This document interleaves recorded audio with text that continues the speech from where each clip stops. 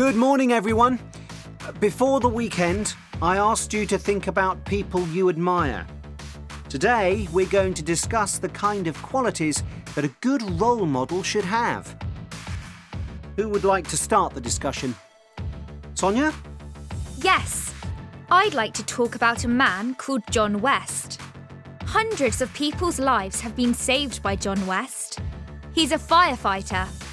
Of course, I admire him for his bravery, but I particularly admire him for his commitment to society. Once, John was called to a house on fire. A woman and her child were trapped in the building. He didn't think about his own safety.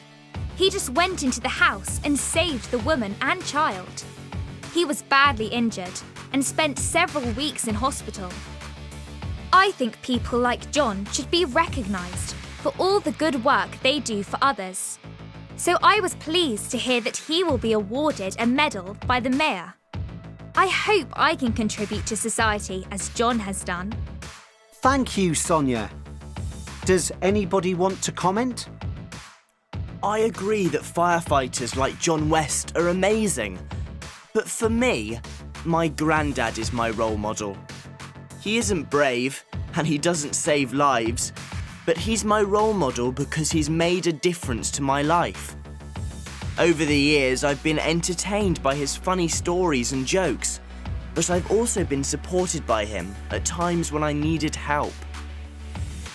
I was being bullied at school, and when I told my granddad about it, he helped me stand up to the bullies. Thank you, Michael. Your granddad is a very special person and an excellent role model. Jenny, did you want to add something? I think a good role model is someone who encourages you to be a better person. Mrs. Jeffries is retired now, but she was a teacher for 50 years. She was loved by everyone in the school, and generations of children have been taught to read and write by her. I was encouraged to write stories when I was in her class, and now I've decided I want to be a journalist when I leave school. The other quality I admire about Mrs. Jeffries is her self-belief.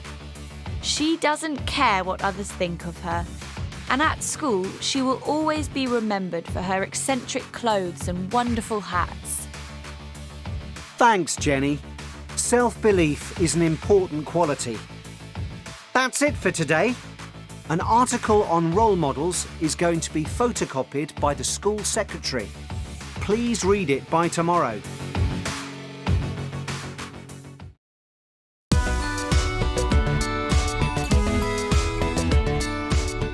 Hello again.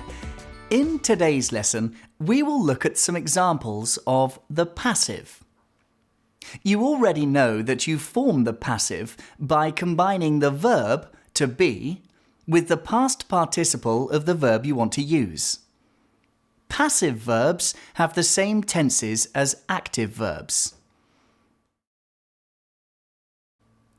Hundreds of people's lives have been saved. She was loved by everyone. She will always be remembered. You use the passive when it isn't important or you don't know who performed the action. In a passive sentence, the object of an active verb becomes the subject of a passive verb. People were bullying me at school. I was being bullied at school. People will award him a medal. He will be awarded a medal. Sometimes you may need or want to mention the person or thing that performed the action. In a passive sentence, you do this by adding by plus the person or thing.